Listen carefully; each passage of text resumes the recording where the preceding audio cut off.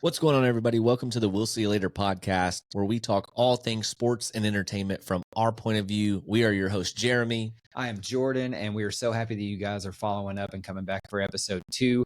We're going to touch on some topics. We're going to reevaluate some of the key points we hit last week and where we think the state of things are now. And we're going to take off with a couple topics. So, vroom. Let's go. Welcome to a segment that we like to call the Pig Walk, where we're going to talk all things Arkansas Razorback sports. We're going to start off with, I think, the most obvious thing we have to touch on. And we may have the same view, but I definitely want to hear your take. And then I go into mine, the Devo Davis leaving the team. Would love to get your take on that. Oh, you know me. I love me some controversy. I eat up drama. Oh, yeah. Now, listen. Am I a Devo fan? No, I'm not. I don't think he was helping the team this year. I put my points on that last week, and I don't think he was valuable this year. But I also don't believe he deserves the backlash he's getting for needing to leave the team. He is a kid. At the end of the day, he's a college athlete that is taking a break. And the reason doesn't really matter. It should not matter. The kid made a decision for himself, and he needed to step away. He needed to step away from the team. He needed to step away from the game. We don't know why. So therefore, we can't judge. We don't know how the team feels about it. So we can't judge. It is not directly affecting us. So I don't understand the malice that this kid is getting from fans. 100%. Calling him a quitter, those kind of things. I hate this phrase. I don't want to say it's not fair. The kid does not deserve it. No. What he has provided to Arkansas over the last 4 years has been incredible, regardless of how I feel like he was playing this year. And people need to respect his decision and move on. Because guess what? The team is going to do just that. Mm-hmm. And that's where I stand. Let the kid be what he needs to be in his life right now. And right now, that is not an Arkansas basketball player.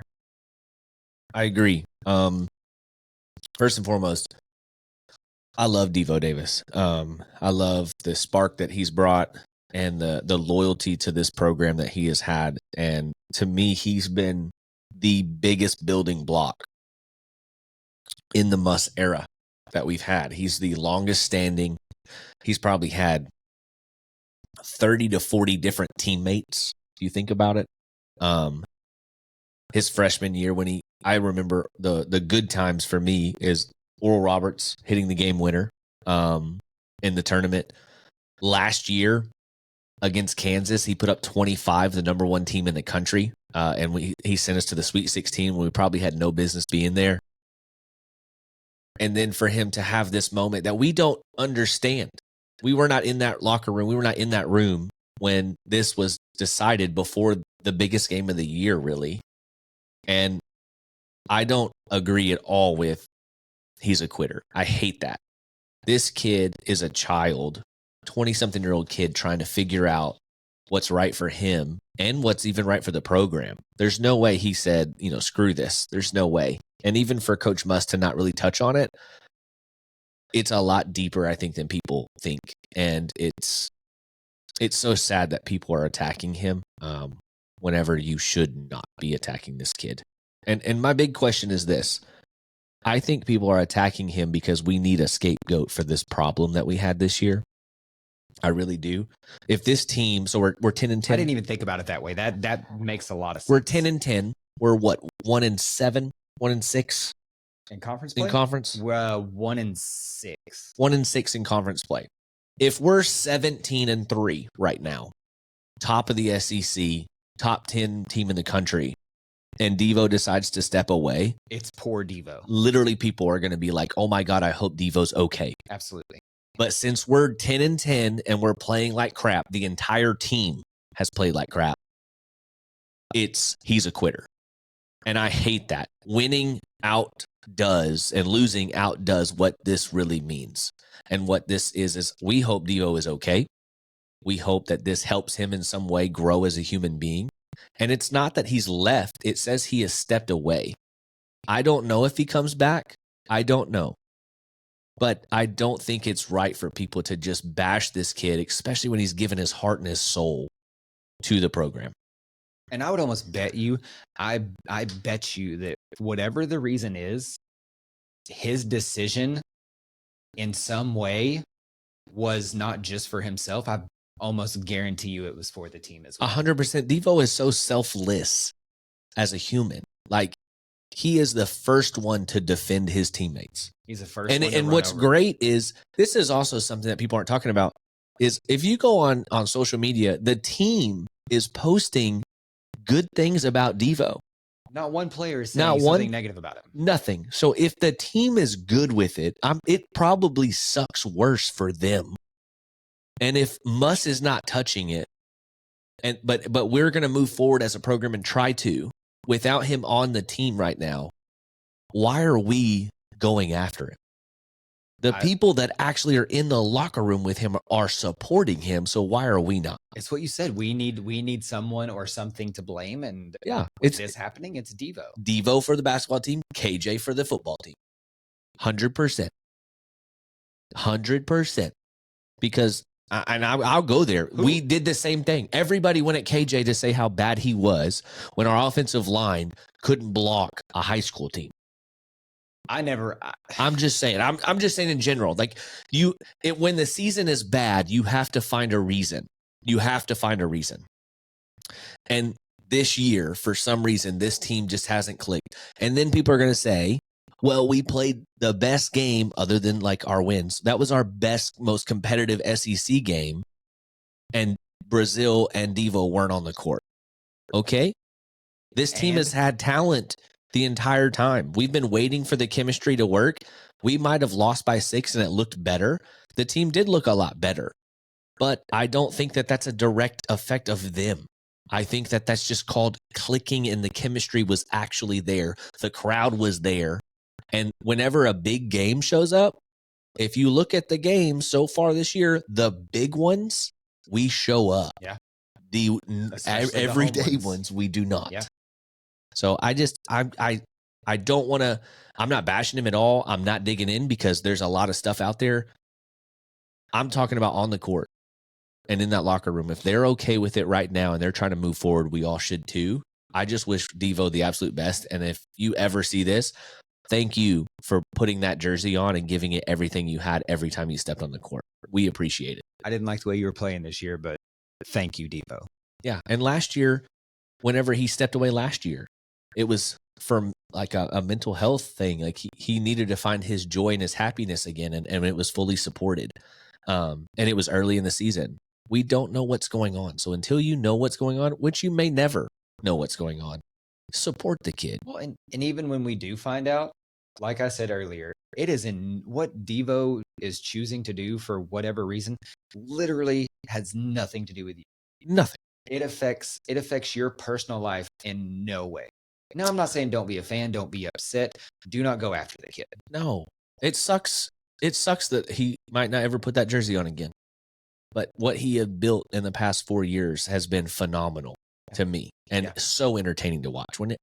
He's got the best meme ever as a Hog whenever he did the bounce dunk and teabagged the Auburn kid when we beat him. Oh, it's the best. I love him for it. Can we pull up that meme sometime? Yeah, we'll put it up there. We'll put it up there. Absolutely amazing. Like, and then the Oral Roberts shot, and you hear Justin Smith on the ground. Yes, I mean, it was unbelievable. Still, it gives you like chills. Yeah. And then the game last year, the whole country fell in love with the kid.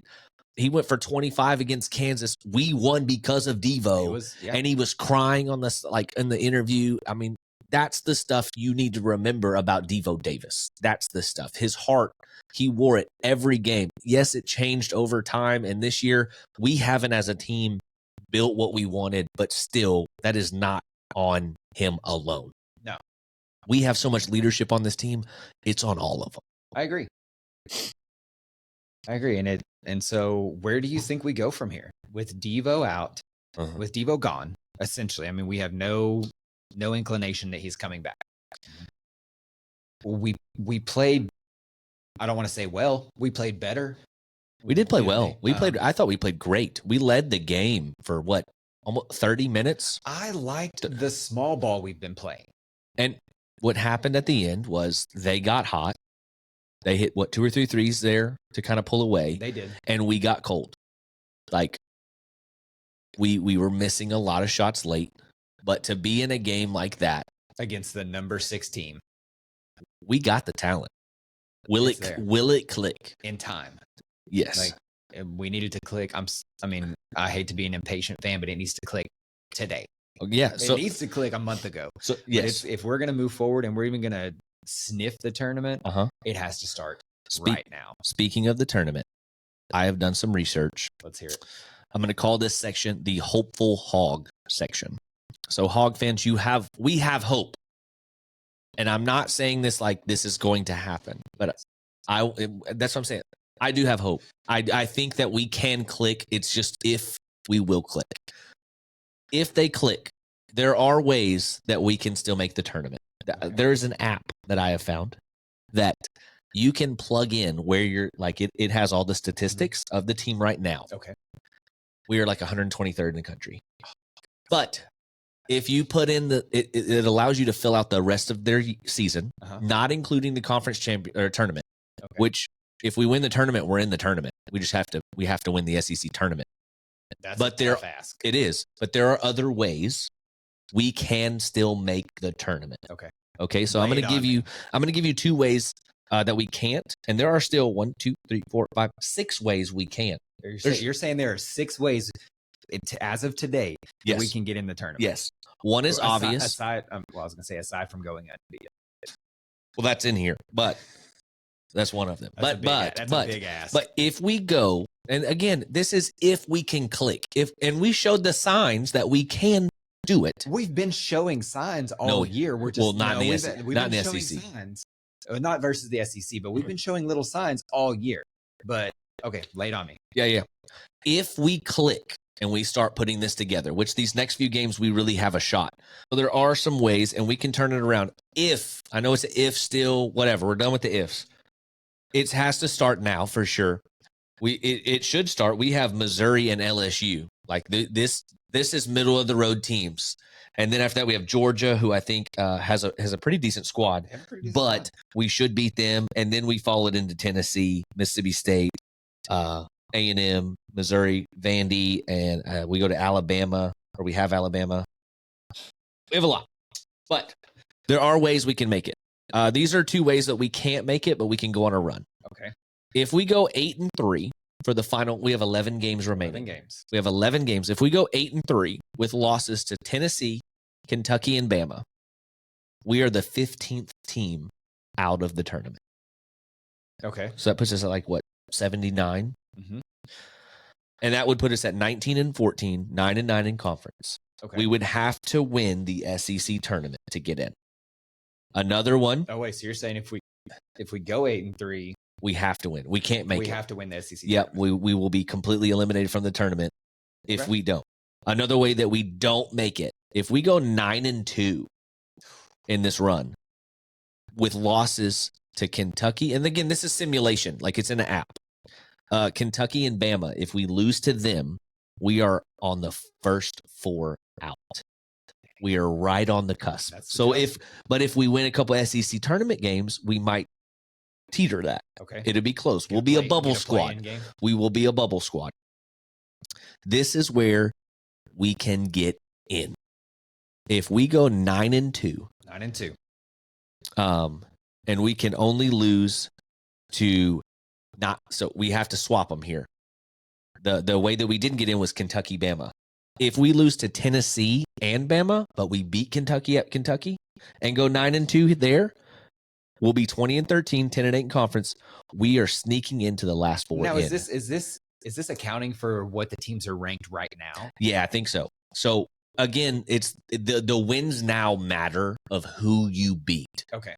You have to have those quad 1 and 2 wins, but you have to also, like, you can lose 1 or 2 still. But if we lose, we have to beat everyone. We have to beat Kentucky.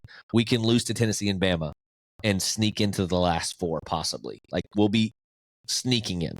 You be creeping in. Big time. But they'll have us roughly about the 11 seed, which is a play-in game. Okay. But we'll be in that spot. If we go, I know big asks here. If we go 10-1 and our only loss is to Kentucky, which is at Kentucky now, we'll go 21-12, 11-7 in conference. We are at the 9 seed status. If we can put this together, if we go 10-1 and only lose to Tennessee, we are still at the 9 seed.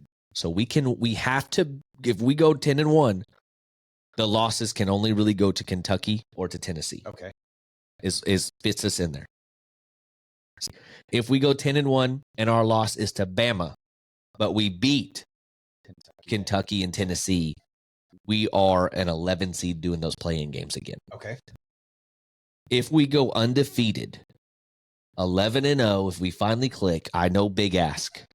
We go 22-11. That's next to impossible. 12-6 in conference. We are projected a 6 seed. I'm not putting my money into that. I'm not either. I'm just hopeful hog here. There are ways we make it just through the season. So the season, although it feels lost, is not lost yet. But if we lose these next two, we have to win the SEC tournament. That's the only way in. Not even if we win a couple games. So you're saying we have to win out of the SEC tournament? Yes. Like if we lose to Missouri and LSU or Georgia, if we lose to those guys, we're done with any of these hopes happening. Well, you've got to know you're done losing to those teams anyways. Yes. You've got to put all your eggs in the SEC tournament. And if we win that, we're automatically in. Yeah. But there is hope. There's still ways. I mean, I know 9-2 and 10-1 and 11-0 seems horrible, but this team, if they click, we don't know what can really happen. They've beat Duke, who's a top 10 team. They just lost by 6 to Kentucky. We've beat Purdue. We're counting that shit. All I know is we're counting the Purdue win. We can hang with anyone in the country if we show up.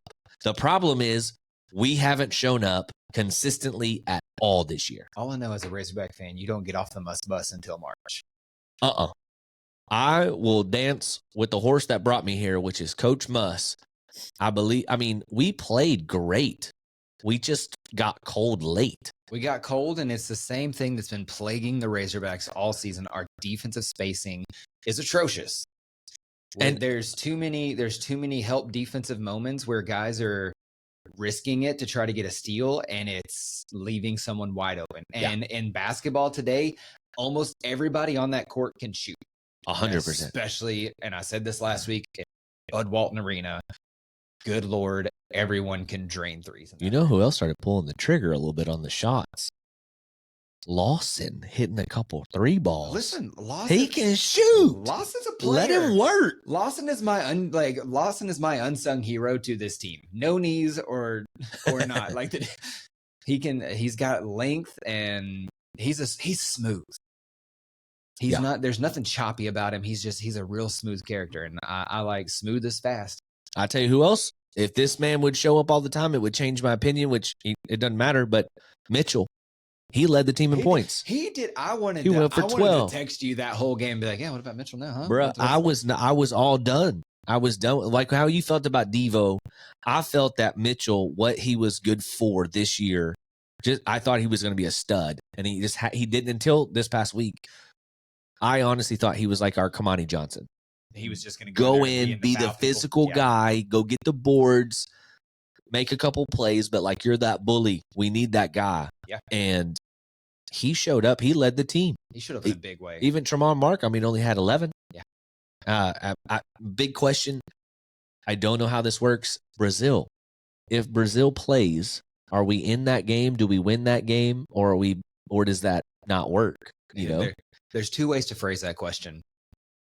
If Brazil plays, are we in that game? If Brazil plays, are we in that game? Because he still is just so skittish to me. He is, but the talent level that he has and he possesses, I think, is so good. And I think that's just our season right now. We have to accept it right now. Right now. Until we have to accept that this team is just not that good right now. Until the must bus starts going down that hill. but he has always turned that thing in the right direction. And until he doesn't, I'm going to believe he will. And so I think the run has to start now. It will start now.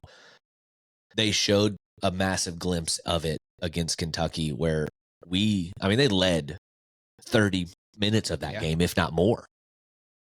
They had control the entire first half. Yeah. And then when the shots started dropping, I don't know if we were panicking or we just got cold, but we played, I thought, phenomenal for 30 minutes against a team that we had no business being in that game. Mm-hmm. So let's hope that we knock out the Tigers these next 2 games. Oh, yeah. And then Georgia, Vandy, like we should go on a run here. Yeah. If we don't, all is pretty much lost until that tournament. But Muss is going to turn it around. We believe in Muss. In Muss we trust. In Muss we trust. Always. Big trust. 3 weeks until baseball. 18 days. 18 days until hog ball. 18 days. Best pitching rotation in the country, in my opinion. And only one. This is what I love to hear. I listened to Dave Van Horn's interview the other day. We only have one injured player coming into the season, and he said he should be good to go by April. Who is it? It's Dietz. Dietz is the kid who he said was hurt. Said he had some injuries early in life, and they needed to get it fixed. And he chose to get it fixed, and it was the best thing for him. They went ahead and brought him in anyways, and the kid should be back in April. And that's the only injury we have going into the season. I got a good feeling about this pitching rotation. It's a beautiful pitching rotation. I think your Friday starters, Hagen Smith, Brady Tygert's got to be your second. And then I think that they have... Do you start Tygert or do you leave him in relief? No, you start him. Okay. He's so studly. And then I think you have Molina possibly as like your Sunday. Okay. And then you leave McIntyre for middleman. Yeah. I think you can move a lot of people around. Brady was a great saver.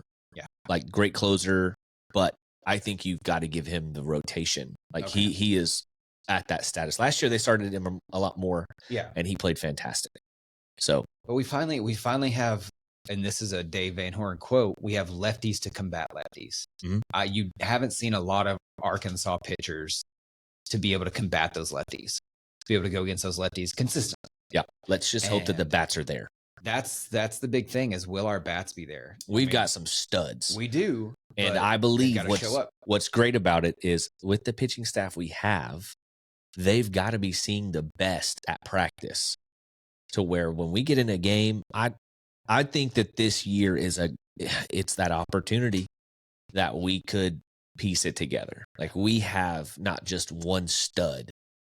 Our pitching rotation is phenomenal. You're talking about a stud as pitcher or hitter? Huh? You're talking about a stud as I think all around. Because we had a lot of guys stay. We got Peyton Stovall, baby. We do. We got Diggs. Wagner is back. Back. This team is ready. My big question mark is catcher. Who's going to be our catcher? And it may be a rotation. Dave Van Horn said it may be a rotation. Yeah, they'll figure it out. And because last year was not, we sacrificed. We got glove. We didn't get bat. Listen, do you think we're going to backtrack for a second? Do you think the reason I have such an issue with Sam Pittman is because we're spoiled by good coaches in every other sport? It could be. We have one of the best baseball coaches of all time. We have the best track and field coach of all time. Muss is going to go down, but I think by the time he leaves, he will, unless something crazy happens, he will be the best. And love you, Nolan Richardson. Muss will be the best head coach in Arkansas history for what he did as far as what he's done for these kids and what he's done for the kids moving on to the next level. If he wins a national championship, that's a that's a no-brainer. I think he's going to win. Even if he doesn't, and he consistently keeps doing what he's doing for these kids to get them to the next level or to get them to the next level in life, Muss has got to go down as the best coach for us, for sure, of all time, and the quickest turnaround. So fast. Quickest turnaround. And maybe that's my issue with Pittman, is his turnaround hasn't been fast enough for me. I also think that we got spoiled, and with football, it's his first year 3-7, and then that second year, where we had the COVID year. We got spoiled as Arkansas fans because we had how many 5th and 6th year seniors and 7th year seniors? Quite a few. And we went 9-3 and went to a bowl game and won against Penn State. And people were like, we're back, baby. But all those guys graduated And left. and had to. And then we went 6-6 and played Kansas and beat Kansas. And everybody's like, that's okay. We have new people. This past season was the disaster. We have went from 3-7 to 9-3 to 6-6 to 4-8. And that 4-8 was ugly. And it's just. And so it's, if he doesn't, I'm a realistic coach. We just need 6. If you go 6-6, I'm happy. If we start going 6-6, 7-5, maybe touching 8-4 every, we're climbing the ladder, then we can start talking about 9, 10, 11, 12 win seasons. But if we do not stay consistently at 6-6, 7-5, 8-4, that's our window. Our low bar. Yeah. That's our window. If you at worst can go 6-6 and get me to a bowl game, as a Hog fan, at least we're consistently making that game. Then it's going to be, okay, coach, when are we taking the next step? Yep. We cannot be sporadic. If we go 8-4 or 9-3 next year, and then the next year go 4-8 again, we can't have that. Well, and the biggest place you have to be consistent for Pittman to me Offensive line is offensive line. We should have, not only in the SEC do you have to have a great offensive line, but having his reputation, there's no reason we shouldn't have a top 5 offensive line in the SEC. I agree. Top 10 offensive line in the country. I agree, and I'm on the pit crew. I'm watching from the stands. I agree. We, Coach, this is, and he knows it. Coach, this is it this year. Got to do something. Yeah. Can you do and you something hired for the me? right. You hired the right guy to call the plays. Yeah, he did. You hired the right guy. Bobby P. My Buffalo Bills lost last week. Gave it away. The field goal, the receivers, so many drops on those go balls that you had to have a play. I don't like that. I hate sometimes that quarterbacks have to take the blame for everything. Josh Allen, I thought, played a fantastic game for what they gave him. He threw a lot of short passes. I get that. His completion rate was fantastic because of that. But the deep shots he took were on the money. He had some beautiful balls. And they were dropped. Pause. He had some beautiful balls. I hate to transition right into your heartbreak, but my heartbreak was last week, so I'm healing. Yeah. I feel good about it. I'm feeling better that we hired. The Bills just hired the guy who the interim offensive coordinator is now the offensive coordinator, which is fantastic. I think his play calling was Diggs said that he didn't want to go anywhere, which sounds great. I don't know if that's completely going to happen or not. That's a shocker. Saying that, which is fantastic. We have another shot at this again. So Kansas City, rest up for next season, because the Bills are finally going to take you down in the playoffs. But we're going to transition straight into your Baltimore Ravens. Listen. How do you feel? I love me a good conspiracy theory. Ooh, we're going straight into that. We're going straight into conspiracy theories. What is it? And then I'll get realistic. What is it? Well, here you go. The NFL hired a referee whose reputation for helping out the away team is unheralded. Okay. Did you see it? I've seen all the missed pass interference calls. Oh, I don't want to talk about those. We'll get to those. So I don't remember his name. I'm sorry, I don't remember his name. He, on average, NFL home teams win 55% of their games. Home teams. With him? No. Or just in general? In average. This referee, the home team only wins 40% of the time. Okay. He, on average, calls more penalties against the home team than he does the away team. Did he do it? This man has never called a conference championship game. Okay. He does not have any experience in calling a conference championship game. Where did they have him lined up? He was the ref. Oh, he was head? He was head referee. Oh, And I'm pretty sure the penalties were 9-3. That's first part of my conspiracy theory. The other part that is a more realistic conspiracy theory, and we've touched on this briefly. The NFL is not considered in media a sport. Did you know that? NFL it's an entertainment industry. It's like the WWE. It is configured as a entertainment industry. Are you going where I think you're going? Here's where I'm going. Do you know how much money the NFL will bring in if Taylor Swift is at that Super Bowl? Oh, millions. Do you know how much she's already brought in? What is it? Do you have like 33 million. Yeah. Because granted, and I'm upset about it as a Ravens fan, but I get it from a business standpoint. But they have more money coming into the Super Bowl. Like I said, conspiracy theory. They have more money coming into the Super Bowl with San Francisco and Kansas City because Taylor Swift. Well, here's my thought is I think that they would have so much more if it was Taylor Swift and Eminem. Yes, I'm sorry. I should have said that. So that's my second conspiracy theory. Now, here's my information to back those up. Okay. Here's my information to back it up. I started the first half. I was irate. I was heated. I will say because I saw blatantly holding on at least every other play by a Kansas City lineman. I mean, hands outside the shoulder pads. Mm-hmm. Now, realistically, there is holding every play. 100%. The refs just didn't see it. And the Ravens weren't getting called for holding calls, so they were letting it all go.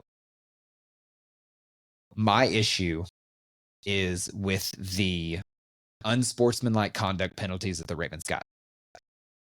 Because Travis Kelce, after every play, an offensive, and I get it trying to bully your opponent, and you're gonna listen.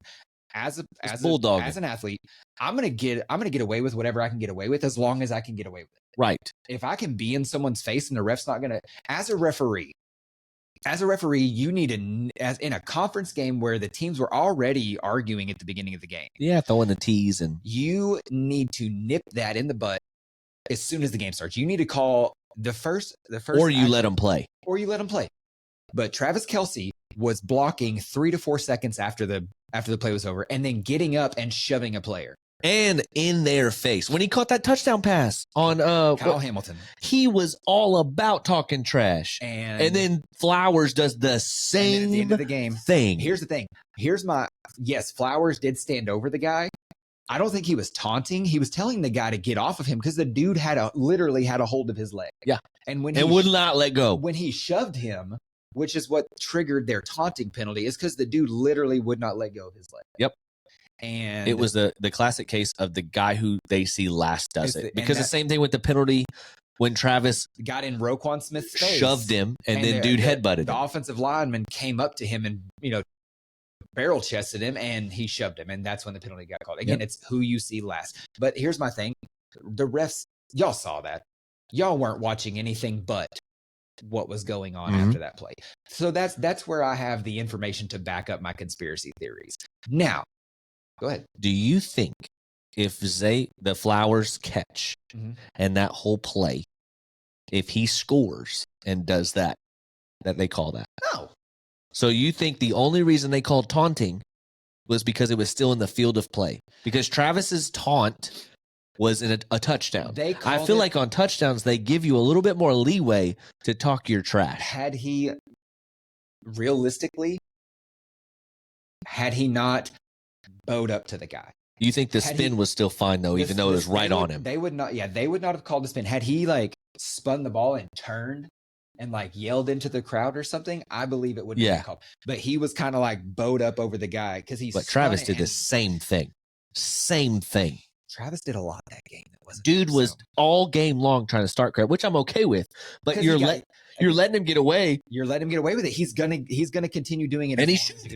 He should. Like, that's perfectly fine. I'm not mad at him for getting away with what he can get away with. It's just BS that it was called the other way. And like, how many? Well, the dude got tackled on your wide receiver, your tight end, when he stopped, tried to cut up, and literally was tackled. That one. It doesn't have to be pass interference because it wasn't catchable. It's defensive holding, 5-yard penalty, or put it at the spot, first down. And you didn't even call it. Like, he blatantly was going to be beat. Doesn't matter where the ball was. Defensive holding. Yeah. Automatic first down.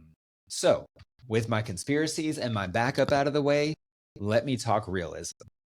Can I hop on your conspiracy theory, though? Hop on this train. Ride with I'm me. all in on this conspiracy theory as well with Kansas City. So I think I might be a jinx for everyone because every team I've picked to win something in the NFL, they're all out. So right now I'm picking the Chiefs. I'm picking them. I hope my curse rides you into the dirt. You are officially a Swiftie today. I'm a Swiftie. Here's also what I believe is going to happen, and a lot of people are talking about it. So I have to say this. I projected this yesterday when we were driving home from Alabama. If the Chiefs win, the revenue being brought in, it's an entertainment business, as you just said it. Travis will get down on a knee, and he will propose to Taylor Swift. Yeah?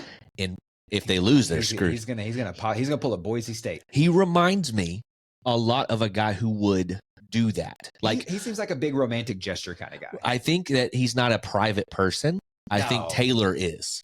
But Taylor, we've looked this up. Taylor will be in Japan, which is like a massive change. But she will have plenty of time to fly back. Saturday, she's playing in Japan. She will fly back because it's like a 16-hour flight, but it's a 9-hour difference. She will make it back in time.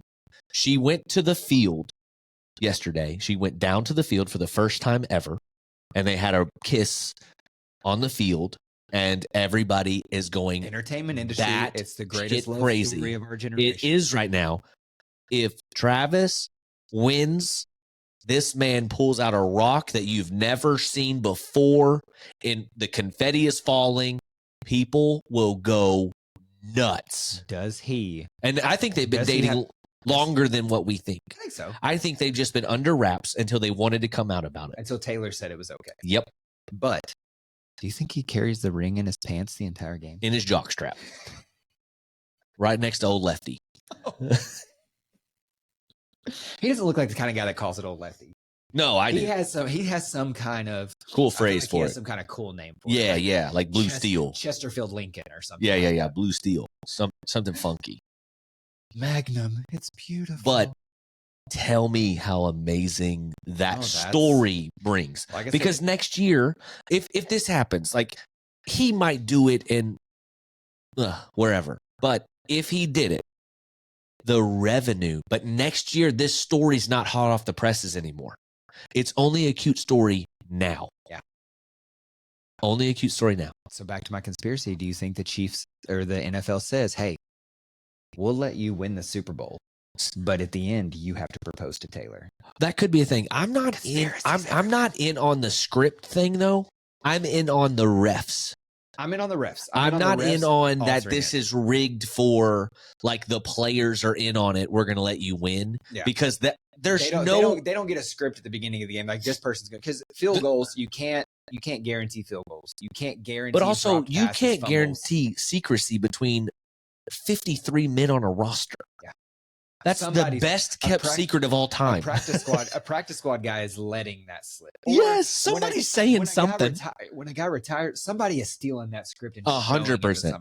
I believe you can't keep enough. If there's a script, it's got to come from play calling, coaching, but at the same time, I don't think so, because if that's the case, then why we would never fire a coach for losing? Yes, because he was told he had to.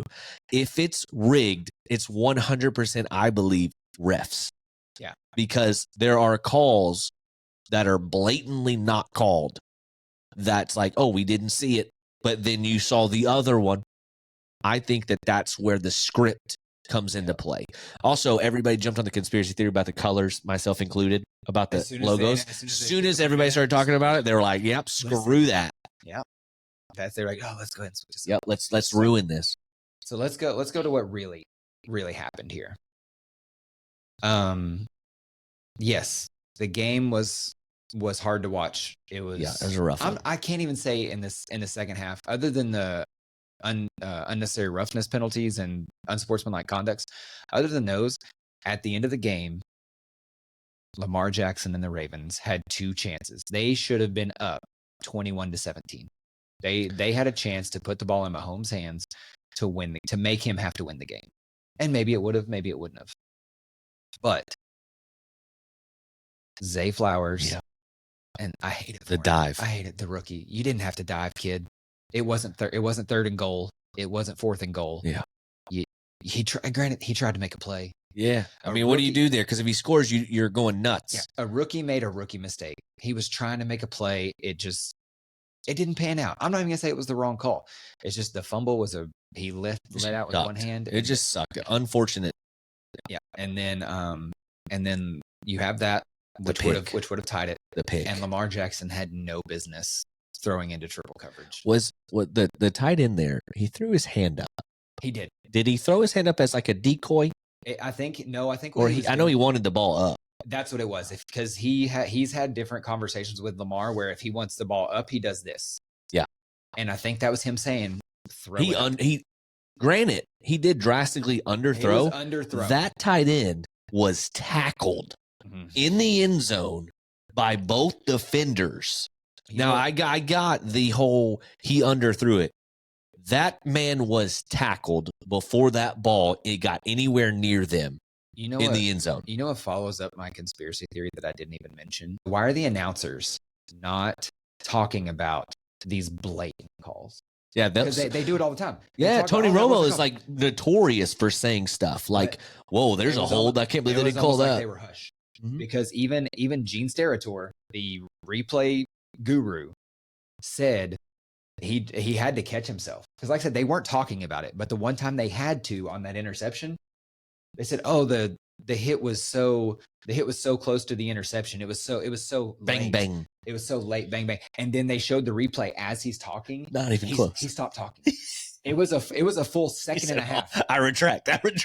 He didn't even like. Yeah, no, they just shut up. So he shut up because it was blatant. They didn't want to talk about the blatant penalties, which they usually love to talk about. But the realism of it is that we had 2 chances to score. You did. We should have been 21-17 with 4 minutes left. Yeah, which would have been plenty of time for Mahomes to make his move and then give you the ball back, probably. Yeah. Or for them they had to score to win against the best defense. The way our defense was playing was phenomenal. And so who's the guy that got scored on by Travis Kelce? That's Kyle Hamilton. Dude played phenomenal. He reminded me, the announcer said it, Troy Polamalu. Like that energy. Yeah, he's first team all pro. I love it. He's one of the best safety prospects I've seen in the decade. Like, love to see him in a Bills jersey. No. He's in year 2. We're gonna see him us throw all that money at him. Nah, that dude is 6'4". He's massive. And he runs a 4.40.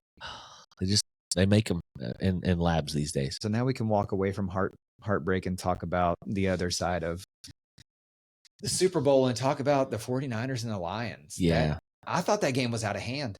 The Lions had it. The video of the player for the Lions waving before halftime is now surfacing, and I'm like, the karma. You don't do that. You had them in a blender. You wait till you dominate that first half, though. Like, I thought, they're about to get ran out of their own stadium. Railed. That it was going to be, you can't stop a nosebleed. And then the self-inflicting wounds. It was constantly that third quarter. To see that lead shrink to nothing like that. Who do you think takes the bigger hit here? Because both people say this about both quarterbacks. Who gets hit harder, Lamar Jackson or Jared Goff? Lamar. You think Lamar? Because of the interception? No, I think he gets hit harder because Lamar is probably the MVP of the league. And I think that Lamar had a bad game. I don't think Jared Goff had a terrible game. Listen, in defense, he had terrible play calling. You know how many times our running backs ran the ball in that entire game? No. 6. We average 156 yards per game, and we ran the ball with running backs 6 times. That's so we're done talking about the Ravens. Lions, 49ers. What a comeback. It was great. Big Brock showed out. Yeah, but people saying that Brock is only a game manager, that man was a game changer. And he showed out. And I wanted Detroit to win. I did. They are the Cinderella story. I absolutely love the story of Brock Purdy. Yeah. It's my favorite. I go Niners. He played so well, didn't lose his cool, and he put that team on his back. But I feel terrible for Detroit. It's true. They're the only team, too. Did you know the only team since the Super era to not make it? To not play in a Super Bowl. Yeah, and they had it. Come on, NFL script. Yeah, that's where you screwed up. You couldn't have given us one story. You could have had, again, you said it earlier, Eminem and T Swift. You know how many You're just a few penalties away from that. A few penalties thrown at San Fran away from that. Now you're going to get, I get it, you're going to get Kittle and Kelsey. I get it. You're going to get the Purdy Cinderella. But the biggest conspiracy theory that I think could have happened is what if Taylor Swift was playing the halftime show? She's turned it down apparently a lot, too. Who's to say she doesn't show? Predictions for the Super Bowl for you. Wishful thinking, 38-0 49ers. Realistically, listen, I'm impressed with that Chiefs defense. Yeah. But I say 28-24. 49ers? 28-24 49ers. I'm going to go, remember, I'm the jinx. Okay. So I'm going to go 31-28 Chiefs on a last-second field goal. Saturday night, baby. Royal Rumble. I'm just saying, I'm a 90s baby. He's an 80s baby. We have been wrestling fans since we were children. Since I got to choose what I watched. And so before people go into this or turn this off, yes, we understand it's scripted. Okay. So just like now we know. But just like you like your show, this is a live show that we enjoy the storylines. It is a grown man soap opera. It is. Eat it up. And I love it. You watch your Telemundo, I'll watch my a grown-ass man in underwear doing flips and stuff and counting 1, 2, 3. I'm in. I'm more of a fan of AEW right now. I'm a massive fan, but right now with their best guy, MJF, taking a breather, I think that this Saturday proved a lot to me about where he will stand. But again, we're just huge wrestling fans. We enjoy the entertainment side of it, so we want to talk about it. And Saturday was the Royal Rumble, which was one of the biggest pay-per-views of the year. I think it's the second biggest pay-per-view. It's also the most exciting to watch. It really is. Like even over WrestleMania, to me, it's the most exciting matches because they bring people back. They bring in new people. It was pretty good. It was subpar this year. It was because they didn't on the men's side. They brought in Andrade was kind of like Andrade came back. Carlito was in it, but Carlito's been back. He's been back for a while. They brought in Pat McAfee, and he was in there for about 10 seconds till he saw. He literally eliminated himself.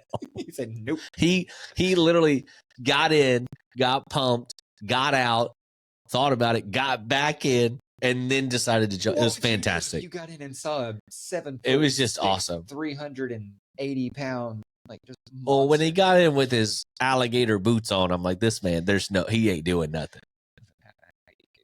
I love Pat McAfee. Stick, baby. I love it. But no, it was an entertaining Rumble. I loved that it started with Jimmy and Jay. Okay, yeah. So that was a great way to start. So I have a theory. I'll have this theory. The winner of the Royal Rumble gets to choose who he wants to go against.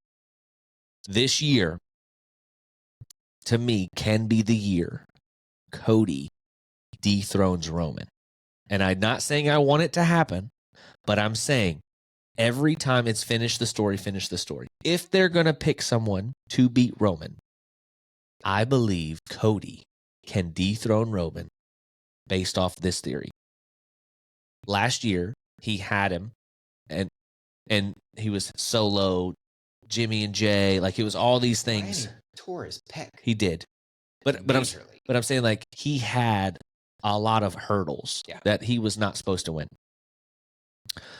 Solo injured Randy. There's a matchup at WrestleMania. Solo injured AJ Styles. So Solo will be taken care of by Randy or AJ or a triple threat. He cannot help Roman. Number one, he'll be injured. He'll be in that match, lose, whatever, but he'll be too beat up. Jimmy and Jay being 1 and 2, what a WrestleMania match that will be. What? You've got to let them go all out. I'm talking a 15 to 20-minute match. They have to destroy one another. Jay takes care of Jimmy. Randy and AJ take care of Solo. Cody has a one-on-one with Roman Reigns. If they're going to do it, this is the chance. Do we get a cage match? I don't know. I mean, I don't know. I don't want to see, I'm sorry, The Rock and Roman. I will not watch. That should not be a WrestleMania moment because we all know there is no way The Rock will win. He can't do it with his schedule. He can come in and make it fun. If they didn't have anyone, here's what I thought would happen now. I thought CM Punk and Cody would go for Seth's title because Seth hurt. But Seth said he's not hurt. I think that Seth's WrestleMania moment, it was going to be CM Punk. I just think that if they're going to dethrone Roman, if they are, they might not want to. And that's fine with me, to be honest with you. This is the year for Cody to actually, I'm tired of hearing about finish the story. We have to get past that somehow, some way. So Cody is either going to beat Seth or beat Roman. He has to, so we can finish this story and move on to another one. Well, he pointed at Roman and said, "I'm coming for you." Perfect. But tell me whether you would have liked this story or not. I thought that if somebody was going to dethrone Roman, a lot of people don't agree with me. I'm all in on Jey Uso. I am all in on main event Jey. I just think that too much time has passed now. Too much time has passed. And I had Jey winning the Rumble and challenging Roman. But who was he going to beat? Like, who would have been the last two? Who would you have put him Drew against? McIntyre. Drew. Because I'm a huge Drew McIntyre fan. I loved Drew McIntyre when he first came in. You remember he was babyface. Mm-hmm. He was not tiny, but I mean, we're the 3-man band. I thought that he would have been a great successor, but like you said, along with Jey, too much time has passed. It has, and that's the problem right now. Is too much time has passed for almost everybody to beat Roman. I think that they don't know who they should give it to. But the only what I loved about the Royal Rumble, by the way, is having CM Punk and having Cody at the final. You really didn't know who was going to win that. Like, were they going to give that to Cody to be the first person to win it 2 years in a row? Yeah. Or were they going to give it to CM Punk? His first match back. His first match back. He's back. Like, we're all in on him. So I thought that either way, and that match was really a stick it to AEW to me. Yeah. Putting them two at the final was like, haha, look what you're missing. Yep. But what the Royal Rumble did for me showed, unless they do that Cody, how he just showed up at the WrestleMania as the opponent for Seth. I believe fully. Don't say it. MJF. No. I believe that this stamped that he stays in AEW. If they signed him and they put him in the Royal Rumble, it would have been the biggest shock.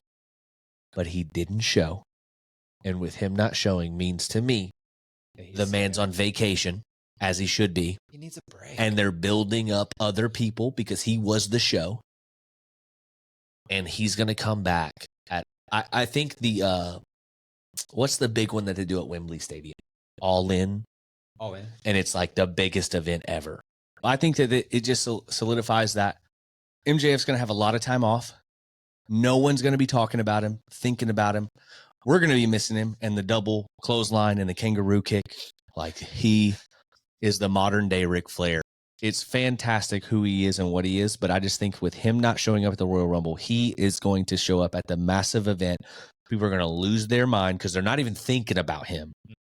And he comes in and somehow, like, it might not even be a full match, but he's going to do something. He's going to interrupt Adam Cole moment, and it's going to be phenomenal. The biggest thing that I fear for this is he going to be a baby face or is he going to be a heel? I just like him to be not either one. Stone Cold was neither. I want him to be that character.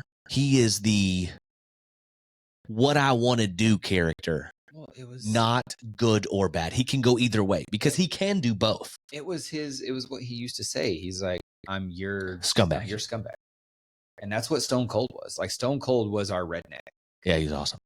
So I think that's what happens with MJF. And I think that's why they needed this reset, because people loved him. He was such a baby face when he was with Adam Cole. And they felt like we need to reset and bring MJF, the asshole back. Yes. And they also have to build up a lot of other people, because some people I still think there's so much amazing talent that they have that is not getting buried, but it's just not out there, and it's not Hook's phenomenal. That match was fantastic with Samoa Joe. Samoa Joe put him so over because he kicked out. He kept kicking out. When he gave him the crush, well, I don't know what that move is, but it's dirty. But for him to kick out at one, the muscle buster, at one, like they're like, he's done. What? Gave me goosebumps. It was a beautiful match. So I will. And it was quick. I'll watch any Samoa Joe match. Eddie Guerrero, my favorite wrestler of all time. He is my number one. He had more, like, he's the reason I like to bring charisma to life. Is because he was one of the most charismatic people. Best promo ever, by the way. Absolutely. But nowadays, I like watching those wrestlers that don't necessarily get put over, but the wrestlers that are fantastic sellers. Dolph Ziggler, one of my favorite wrestlers to watch. Nick Nemeth. But he makes those kind of guys, like Miz Mizanin, Nick Nemeth, Samoa Joe, AJ Styles. They sell better than Jimmy and Jay both. Their MJF, I think, does a great job as well. Their sells are fantastic. And that's what you want in a drama. And that's what you want in a scripted act. That's what you want in a production like that. I want to see somebody sell. We know it's fake. Show me fake. Yeah. And I love it. And so those are the kind of wrestlers I like. So I will watch any Samoa Joe match because he makes everybody else look better. 100%. 100%. So Bayley winning the Women's Royal Rumble. Bayley getting thick with it. Bayley lasting an hour and 3 minutes. Unreal. Record. Yeah. Set a record. And it's about time they push her again. It is, because, well, Bayley is one of the, like, aside from the girls that we absolutely love, Bayley is one of the biggest adrenaline shots to women's wrestling other than Rhea Ripley and Charlotte Flair, like, in recent years. Yeah. I don't think she goes after Rhea. No, she's going to go after the other girl. Io Sky. Yeah, because she took her friends. Yep. So she's gonna go back for her. So who does Mommy face at WrestleMania? Doesn't matter. Hey, the TNA champ, that girl, she was massive. Yes. It's the CrossFit girls. Yeah. Like I like to see it because they're athletic.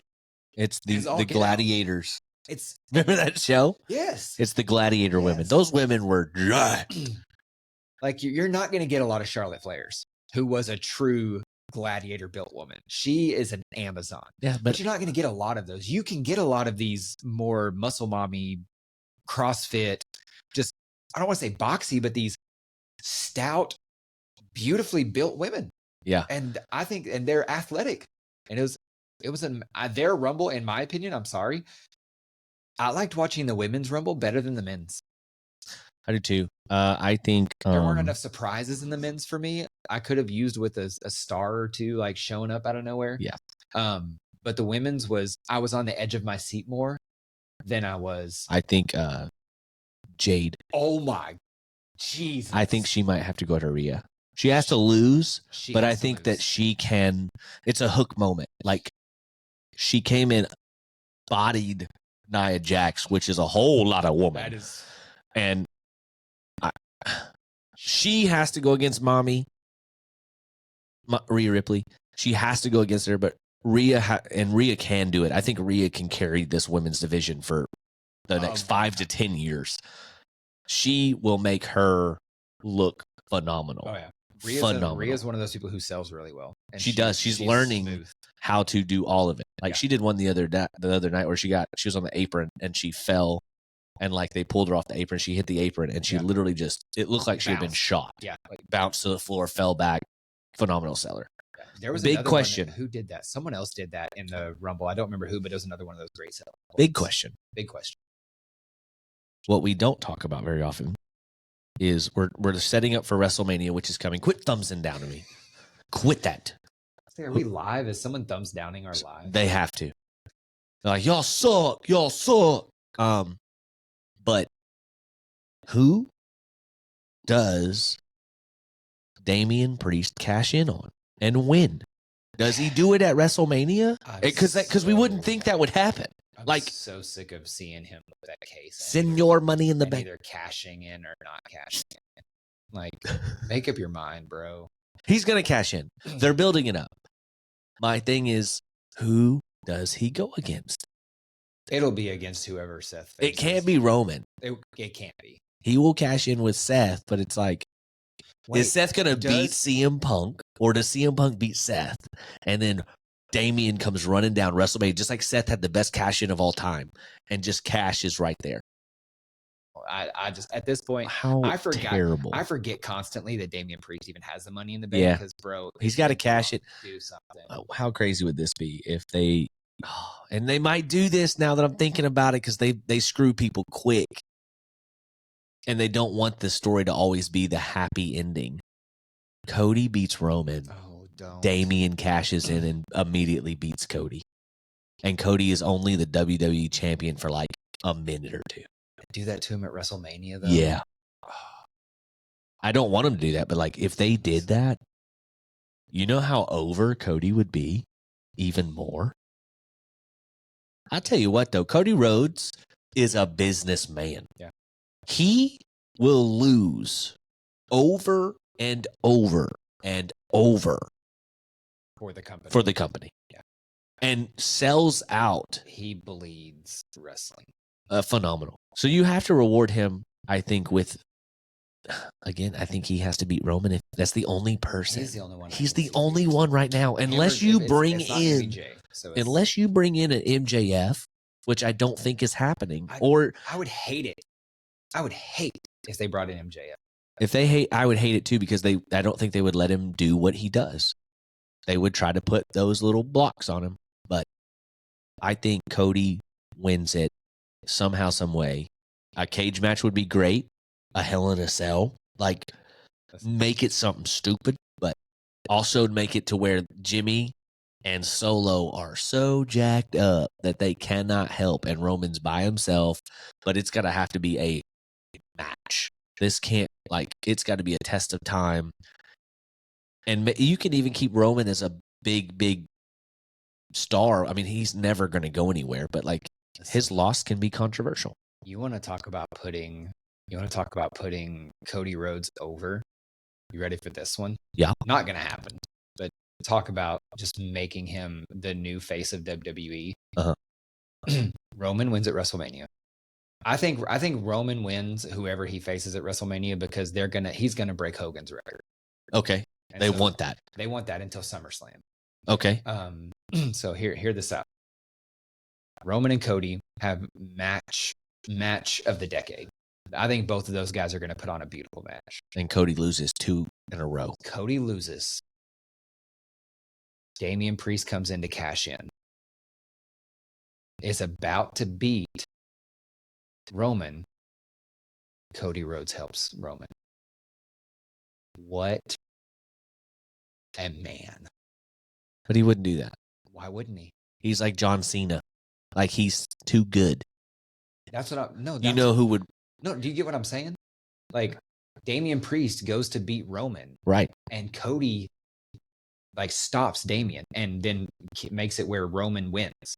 And then Roman respectfully gives him another match at SummerSlam. And that's when Cody takes it. I don't think so.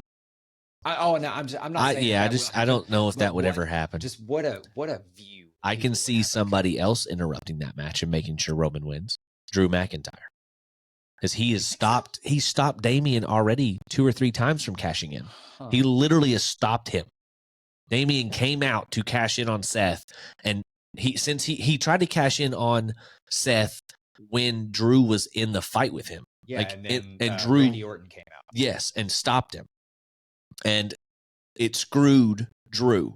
Drew says, I lost my opportunity because of Damian. So now every time Damian tries to cash in, Drew's there. So whenever Damian cashes in, Drew will be there to either spoil it and they don't let Damian win, or something, mommy comes out or someone has to help Damian. But I honestly don't think they know when and how to cash in with Damian, and they don't want to bury him because he is talented. But it's not, to me, his time to be champion. Being in Judgment Day has kind of not buried him, but it's put him in the crowd. He's not. He doesn't stand out to me. He's him and Rhea are the only two that do stand out in that group to me. Like, actually, Dom just built the heat, which sucks because I think Finn Balor is a fantastic wrestler. Yeah, he needs to get out of Judgment Day. A lot of them do. That's one of those factions that need. Like, factions only need to last so long. I'm good with the faction lasting. It's just certain ones need to be kicked out. So, and then we have WWE. We've got where we're going with that. What do you think about AEW and where the state of AEW right now? It's fun because they're going to bring in some newer faces. Yeah. That they're not newer, but they're newer to us. They're doing great with bringing in the New Japan guys. Yeah. Swerve is my favorite. I hope Swerve beats Samoa Joe. Cannot stand Prince. What's his face that comes out with Swerve? but I love Swerve. It's fantastic. It's so stupid, but it's fantastic. Yeah. So I tell you what I love. Other than that, Bang Bang Scissor Gang. Like, I'm all in on the Bang Bang Scissor Gang. That they reunited the Guns, who have might I say, the best entrance in AEW. You think the Guns do? Yes. Have you seen their new little entrance? I guess I haven't. Lights out. They have, like, you hear horses galloping, and then you hear Jay White say something, and then you hear guns up, and the lights, there's a spotlight, and they're standing there, and Jay, they're the trios champion so that he opens up his belt, and the Guns have the Triple H water, and they... Yeah, I've seen that. I think that is the best entrance. They're all about it. Today. Right now. It is the best entrance today. I'm all about it. And then when the Acclaimed decided to join them right now and to be the Bang Bang Scissor Gang, a lot of people have no idea what the heck we're talking about. 2 groups. One was called, they're the Acclaimed, and they say scissor me as a joke. Scissor me daddy-o. And the other one is the Bang Bang Gang, and they're with the Guns. That's their last name. And their dad is on the Acclaim. They're 3-3. They just merged together and have the best slogan that you can have right now: Bang Bang Scissor Gang. And people are losing their mind for it. It's the catchiest thing. Bang Bang Scissor Gang. Like, it's phenomenal and it's hilarious. It is a entertaining story. It's fantastic. I think that's what AEW holds over WWE right now, is they are way more entertaining. So much more fun. The quality of wrestling isn't quite there. But the storytelling and the personalities, I think that they have more freedom. Yes. To literally go with it. Yeah. And they do a fantastic job. They're not being held back. No, not at all.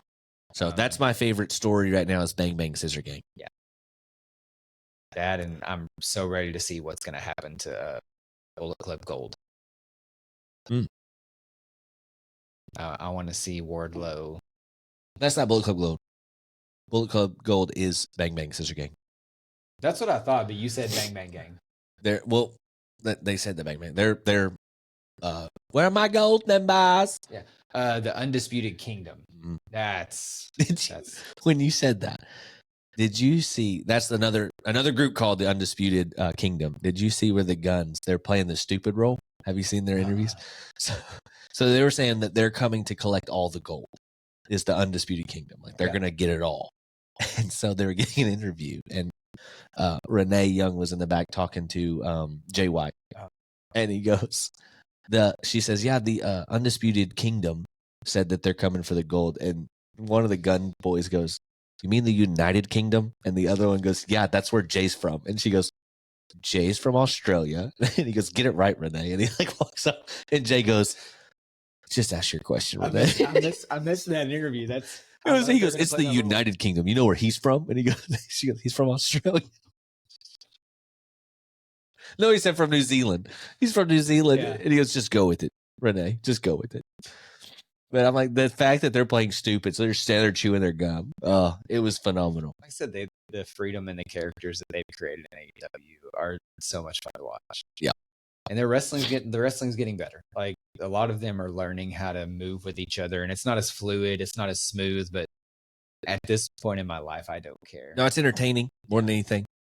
And the new talent is actually phenomenal. It's really nice. And it's younger. Like the WWE, I was talking with Andrea the other day, and we were talking about a lot of the new guys coming out. She's like, oh, I haven't seen him. And I was like, yeah, but he's like 40 years old. Yeah. He's 38 years old, and he's just now getting pushed. And what? AEW, Hook, how old's Hook?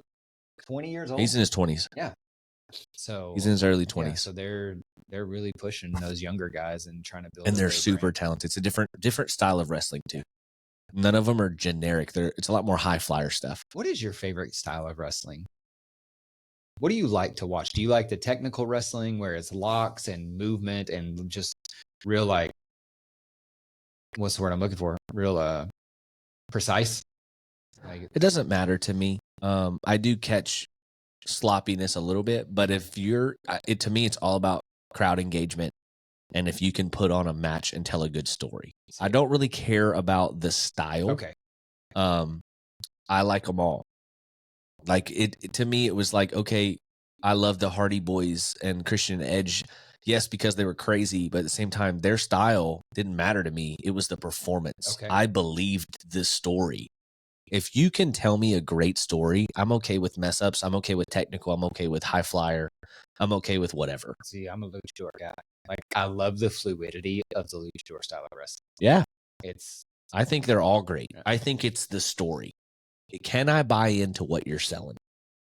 And it could be for 1 minute, 10 minutes, or an hour. Can you sell me? Oh, shit. I tell you what I love, though, is I love, like when Hook kicks out at 1. I love finishers, and they're kicking out of finishers. Because at that point, you have now sold me that we don't know who's going to win. Yeah. If they both kick out of a finisher, normally the next finisher's it. But if you can kick out of that, I'm like, oh my God, I love this journey because we're about to have fun. And they did that with the Hook story. Whenever he kicked out at 1, it was like, oh my God, I love this. That's where we're at, man. That's where we're at with wrestling, and I'm so excited to see where we're going. Thank y'all for joining our nerdism of wrestling. Yeah, thanks, guys. We're not just sports fans. I love Marvel. We'll talk about that eventually too. We'll talk about everything. Yeah, but wrestling, as you may or may not like it, but we're going to keep talking about it because we very much enjoy it. So we're talking just random thoughts. Okay, hit me with it. Let's talk about like serial killers. People who put toilet paper on the underroll. On the bottom, right? The bottom. Yeah. Now, listen, I know we were talking with one of our buddies the other day, and I said I can understand his way of doing the under thing, but I still think that he's a serial killer. First of all, I want you guys to think about it. When you put the toilet roll on the roll, is it over or under? If you say under, you are a serial killer. 100%. You will walk in the mud and walk on white carpet. Like, you will do that. You're that type of person. You know what I think is worse than the toilet paper thing? What? People who brush their teeth with nothing but toothpaste. They don't sprinkle water on it. They dry it? Dry toothpaste. Dry Brussels? Just literally. You're sick. I'm telling you, you're straight sick. Toothpaste and who does that? Like, why don't you go get a wire brush, you sicko? There has to be a group of people out there that do that. They're sick. No. But just think about it. That's disgusting. Now, listen, I think about it. Like, I'll put toothpaste on and I'm like. Do you have a pet peeve? Or okay, time out.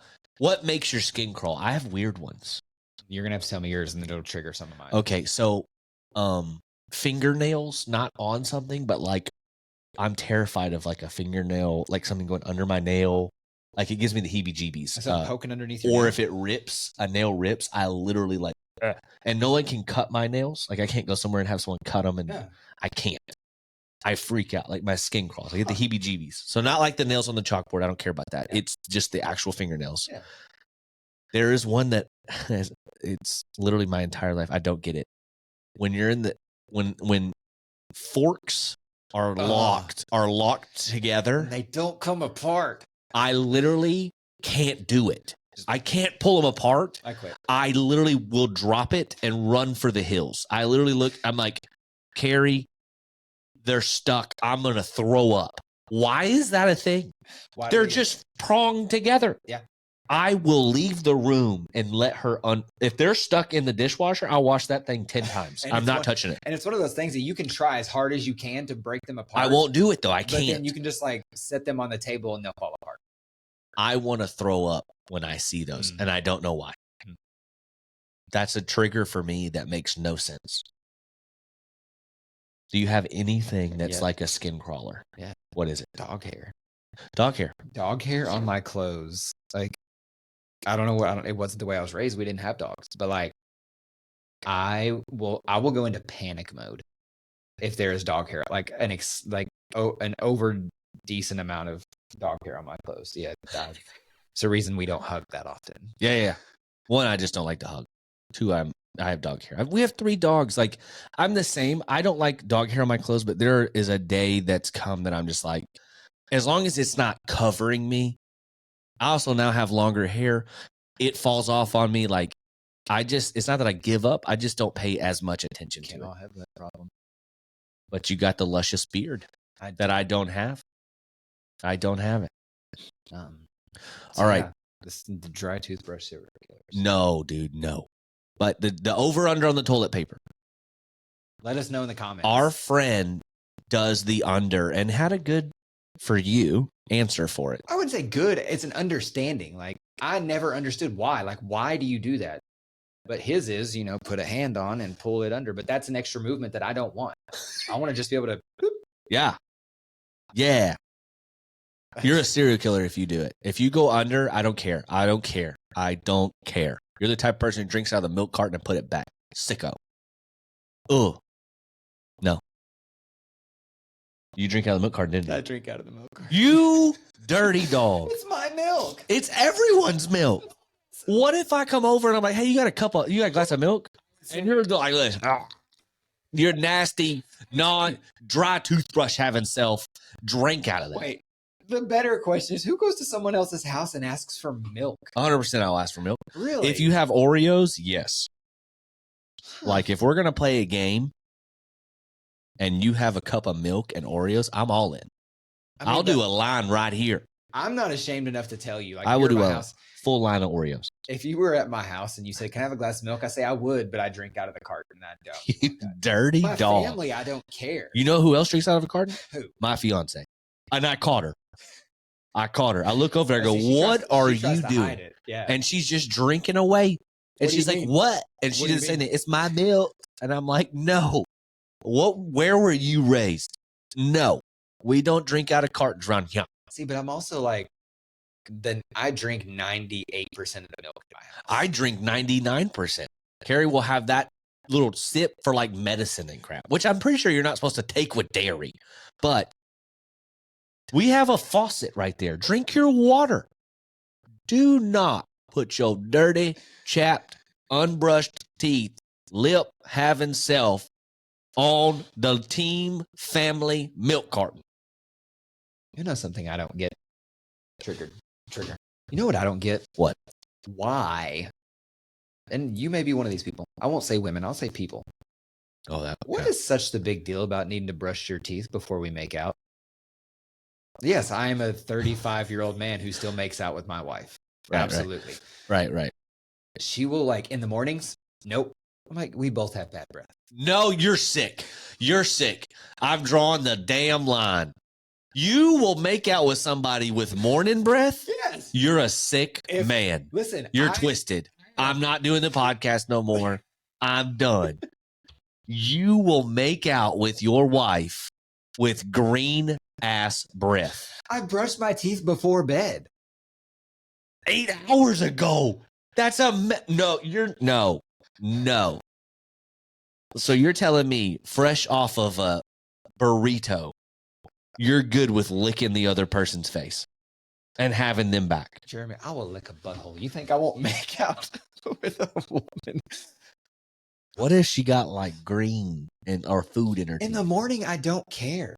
If it's here, I guess this has always been my thing. You nasty dog. Like, what if she has straight up ass breath, and you're like, no, Listen, there's something wrong. The things I will put in my mouth. No, we're not. No, there's something wrong. That is wrong. If I am passionate in the moment and I want to be passionate with my partner, I should be allowed. But she should be allowed to say, hell no. She should. I don't get it. Oh, you nasty. That's what it is. I love her more than I hate the taste of bad breath. If I can see your breath, we ain't touching.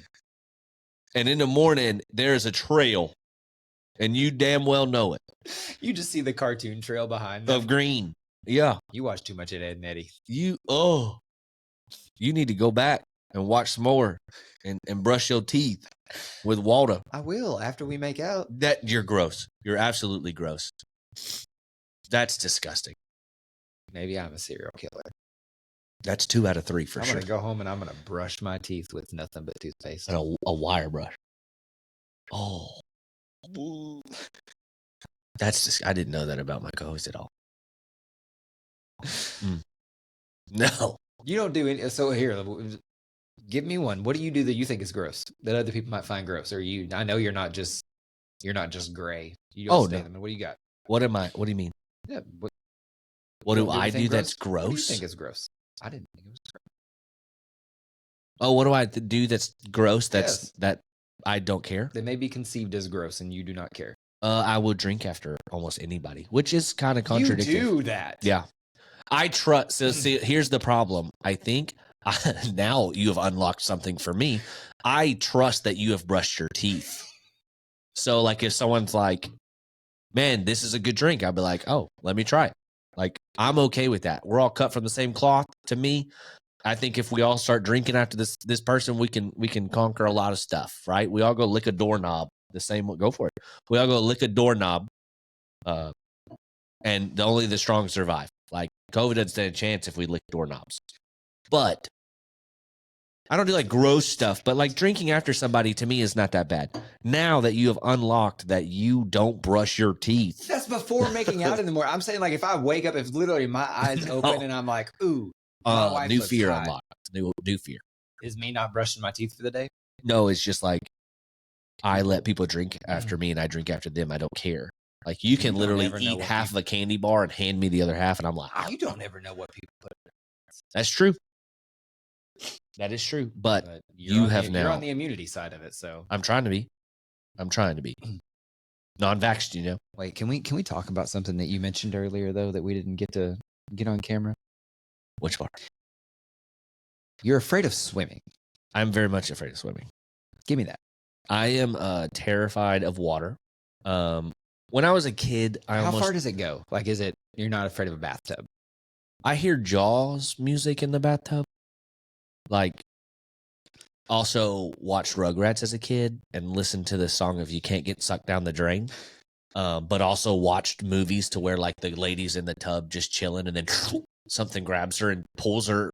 I don't know how she's laying in the tub and then gets pulled through the tub, but I believe it at this point. I do. But as a kid, I almost drowned. I don't remember, and it ironically was at swimming lessons.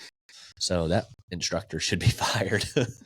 They told me to jump in off the diving board. They would catch me. I would just go under and they'd pull me up. They didn't tell me I was going to kiss the bottom. All right. Kiss the bottom. And I don't know about you guys, but when I can't breathe, I try to breathe. And so underwater, I couldn't breathe. I was scared. So I decided to sniff the water. to see what it smelled like and to try to sniff the water. And to try to put air in my lungs. Sniff the water? Yeah, I guess. I mean, that's where the water came in. So I tried to sniff it. And I took in a bunch of water. They ended up getting me up. Had to give me the couple little to get the water out. And my mom took me home and never made me go back.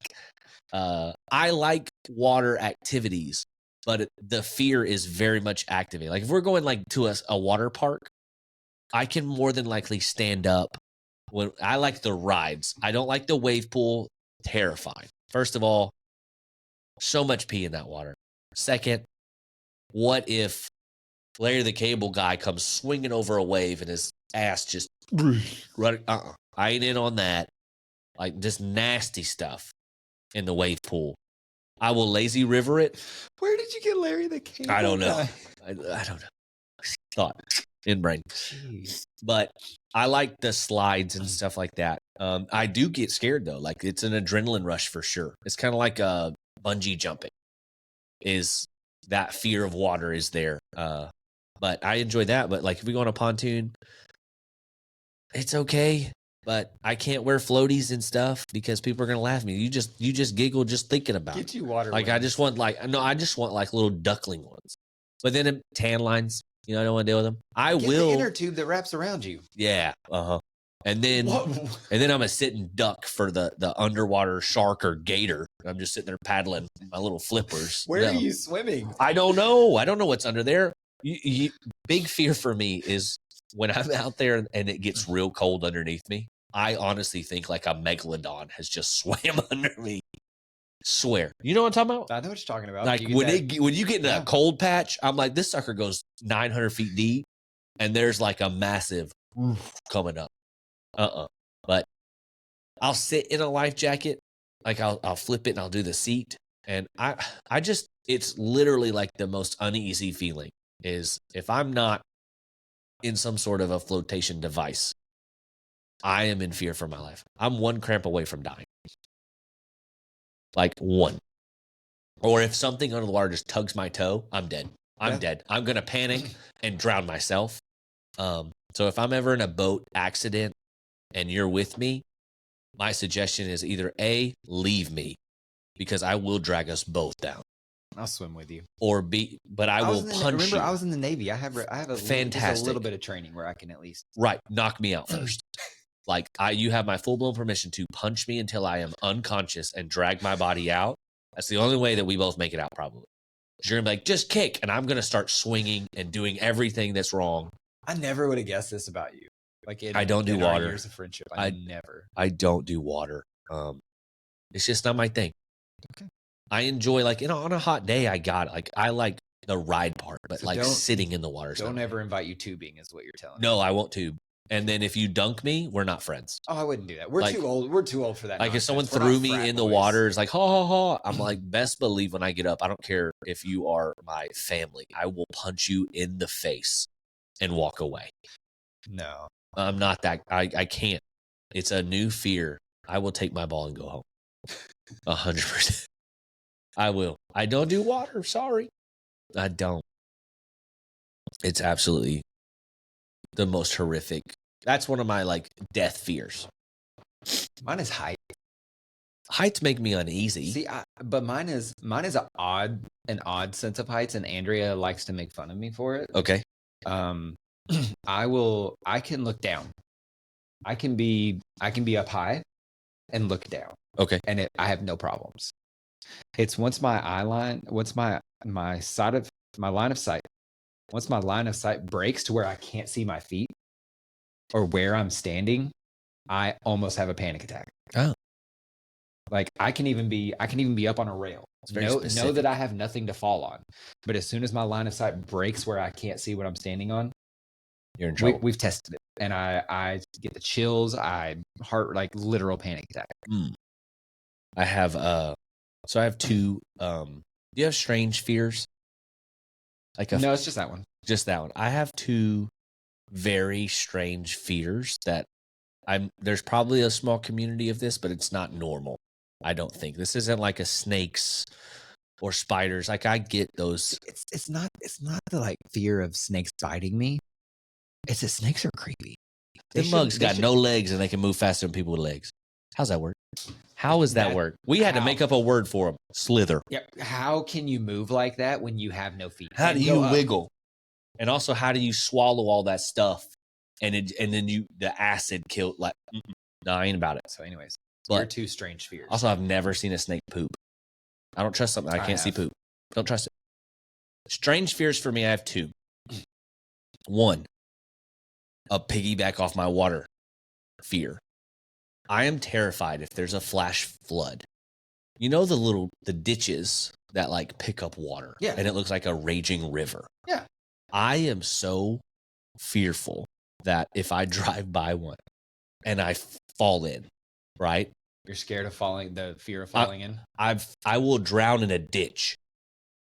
That's where, and in 30 minutes, the ditch will be dry. And you'll find Jeremy because he can't get out. He can't swim. And he died in a ditch. Have you heard about the creek in Scotland or Ireland? No.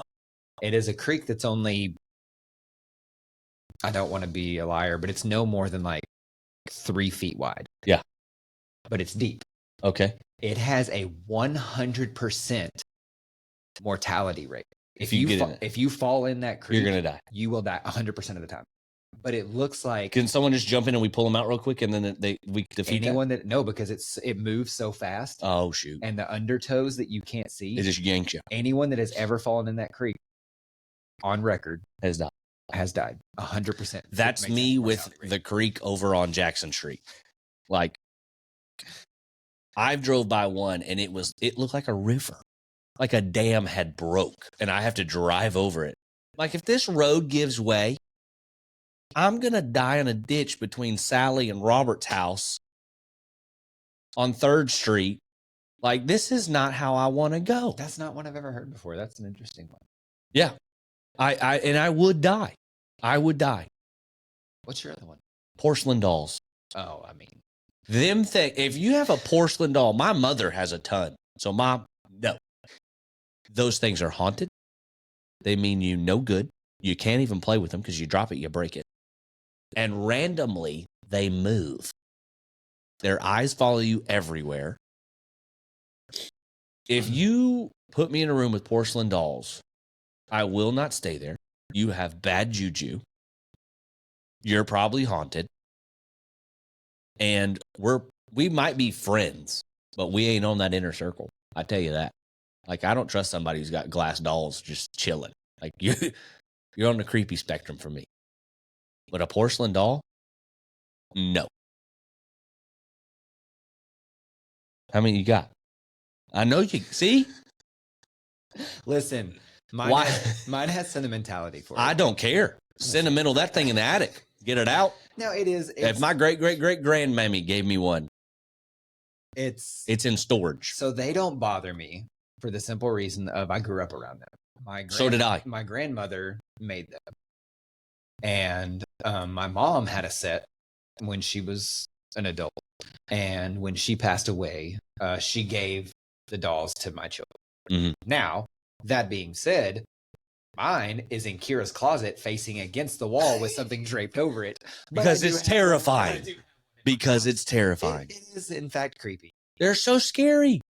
None of them look nice and pleasant. None of them look happy. None. Like, they're not happy to be here. No, because they're evil. I'm sorry. Like, family heirlooms, I got you. It means a lot. I ain't about it. So aside from that, how are you doing? I'm good. How are you really doing? This is Jordan's segment. This is my favorite segment. How you really doing? How you really doing? I'm doing great. I like that. I like that you're doing great. This past weekend, we went to Birmingham, Alabama, and we got to go to a concert to my favorite artist at the moment. Did you get any Stallions gear? I didn't. Did they even have any? Well, I didn't really look until literally the last day. You were having a good time. I literally was driving. Oh my, I did good. But we went to go watch a concert. Ian Munsick. If you have not listened to him, I'm a country guy, and he's from Wyoming, and he has a fiddle in the band and a banjo, but he's like a higher pitched guy. It's like an old school meets new school. It's fantastic. But I've been following him for a while, and he played. We got front row. Like, we got there heck early. He threw his pick to me. Like, I'm starstruck. It was awesome. Absolutely incredible. 10 out of 10, recommend it. That's a great experience for you, man. Oh, it's fantastic. I'm so glad how we're that going to went for watch him you. again in Little Rock when he comes. But when you find someone that you love to listen to, you have to go. Andrea and I have seen Muscadine Bloodline 4 or 5 times in the 4 years we've been together. 5 years we've been together. It was so cool to be, because I've listened to him for 4 years, and he's from Wyoming, and you watch him on social media, and then for him to come out in front of like 1,000 people and be from me to the camera away, is 4 feet away. Just like you can hear him singing, not just through a microphone. Yeah. And he's playing. It was, I mean, I'm literally walking out to a song of his at my wedding. Like, that's how much we love this dude and love his music. We're going live for that wedding, by the way. So it was so cool.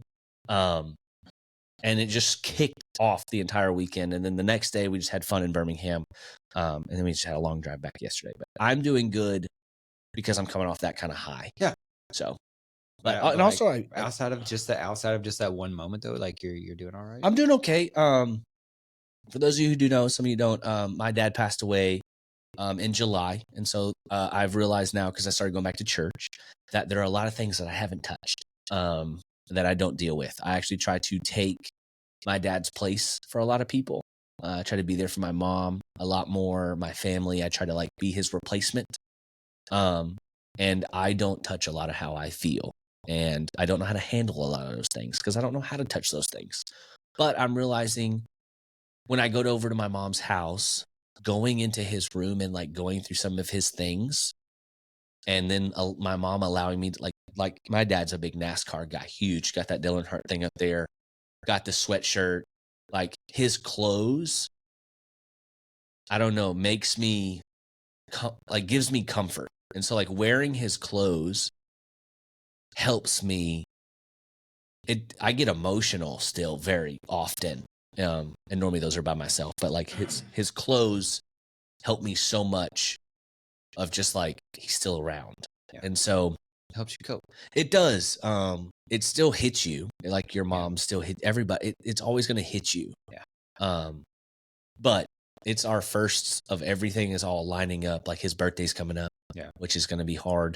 But, I don't know. I keep finding pictures and more things that are just like, my biggest thing with my dad is I didn't feel like it's not about timing, but for me, growing up, I didn't have a close relationship with him. And he was a military hard ass kind of guy. And he's not a big talker. Shocker, because I am. And I didn't ask him a lot of questions. And as I got older, we got closer, but we got closer through him giving items because he's not a talker, and he wasn't the best dad for me growing up, and we always had these feuds or whatever. But working on his truck, and wearing his clothes and being in his room and being around my mom, and now that he's not around, it's like I see what he was trying to do, and I see who he was as a man, and I wish I would have asked him more questions and got to know him at that level. And I never got that, which I'm still grateful for the time that I did have. But I think he was a lot more interesting, and it took me whenever he left for that to hit me.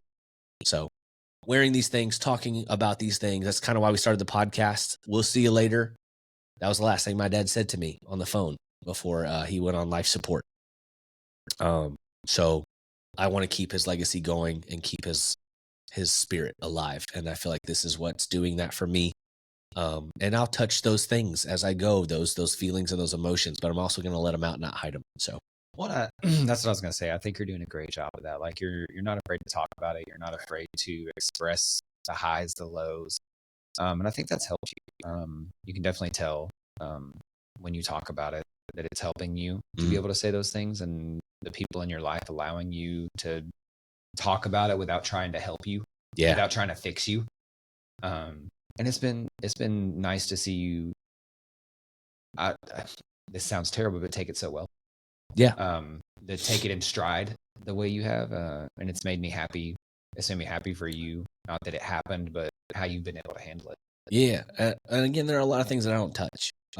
But I will say this, learning to be grateful all the time has been the biggest struggle. I'm a faith-based guy. Maybe you are, maybe you're not. And I'm not, this is not about that. But for me, I was really angry with who I believed in because of that situation. And for me, I battled. I didn't go to church for a long time. And going back in there, I was so frustrated. I still am very frustrated with God. And the first time I walked in there, it was horrible. I lost it because it's like, to me, we always want to know why. But then I learned I started digging more on why. I don't need to know why, but why could stand for who hurt you, who healed you, and who helped you. And when I started doing those things, because what hurts you can help you, can heal you. And so for me, I'm just in those stages of I was hurt and now I'm trying to get help and now I'm trying to be healed. And my dad would beat my ass if he saw me acting uncontrollably sad all the time for him. And if you are uncontrollably sad for that, I think that just means that person was so important to you. It does, yeah. Like, it's not a bad thing that you're sad. It's not a bad thing that you cry, because it's not a bad thing that you don't. But that to me is just impact. And I didn't know that he had built that impact in my life until it was gone. And so for me, what my dad's death has brought me was memories. And doing this, I wouldn't have done this probably if it didn't happen. I wouldn't take those risks and try to make these memories with you and with people if it didn't happen. Good, man. Good. Glad that's where I'm at. How are you really doing? Okay. This is a buffet plate. What? This is a buffet plate. Like, we're gonna come back for seconds on this plate. Why are we gonna come back for seconds? I'm struggling, man. I've had a rough beginning of the year. Okay. I feel like I'm trying to handle it. Just simple things I put on myself. I'm blessed to have a partner that doesn't fight me on things like this when I'm in bad shape, emotionally, mentally. She doesn't combat me. She's very understanding. She tries to help me work through it. Supportive. Very supportive.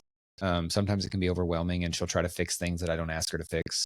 But we have a good communication, we have good communication to where I can just tell her, hey, I don't need you to fix this. Just listen to me. Mm-hmm. But man, it's been a lot this year. I started school, went back to school for the first time in 18 years. Thank you. And it's difficult because I don't even need to. I'm just doing it because the military's paying for it. Right. But that's still cool. Yeah, it's just a new challenge. It's a new challenge, but having that challenge and work my career is still going great, but they're trying to push me into a leadership role. As long as you're okay with it, as long as I don't have to move. Mm-hmm. So the pressures of that, and this program they have me in to push me up the ladder,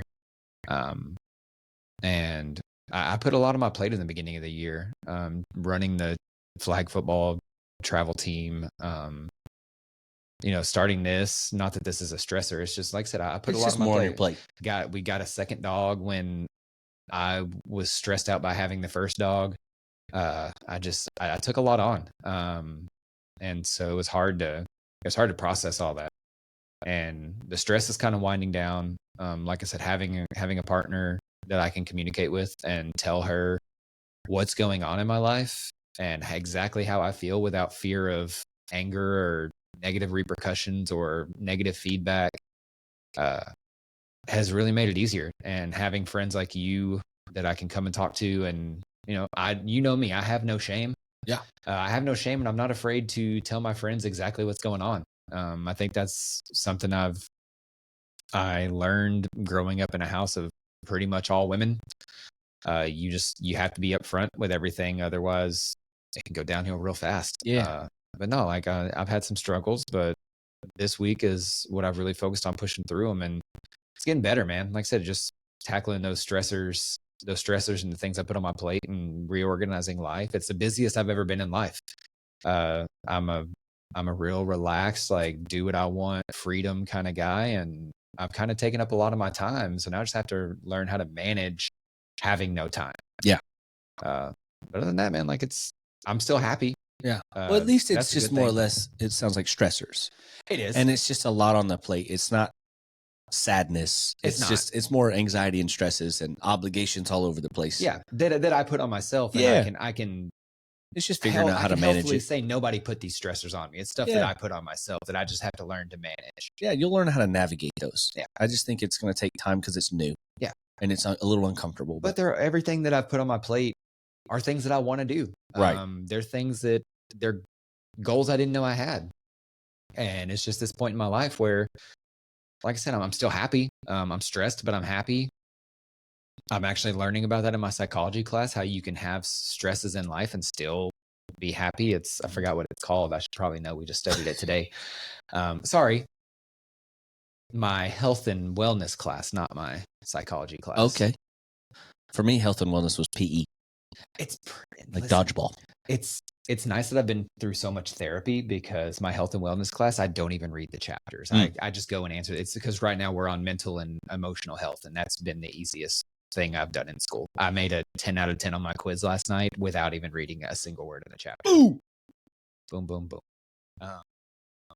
What is your favorite color? Yeah, we were talking about, I think purple is amazing. Purple and green are my favorites. It's got to be like a hunter green, like a dark. I don't really think I have a favorite color. Okay. I think I like patterns. Like if colors go together, I'm all in, but I don't. Pattern guy. Yeah. Like this right here, I think that's a good pattern. So I like the black, the red, the green. I think it all looks good. Oh, you like color combos. Yeah. Okay. If the right combo is there, I'm all in. But if it's not there, I am all out. Okay. That's a good one. Well, let's color combos. So, guys, this has been another week and another great episode of our podcast. And I can't say enough how much we appreciate everybody coming on and watching our videos, whether you watch 5 minutes or the whole thing, watching our shorts. It means a lot to us just getting started. We're really hoping to carry this thing as far as our audience will allow. And with that, we just want to say thank you. We appreciate you. I hope you're all doing well. If you're not, drop something in the comments and we're here for you guys. So we look forward to seeing you guys again next week. And until next time, we'll see you later.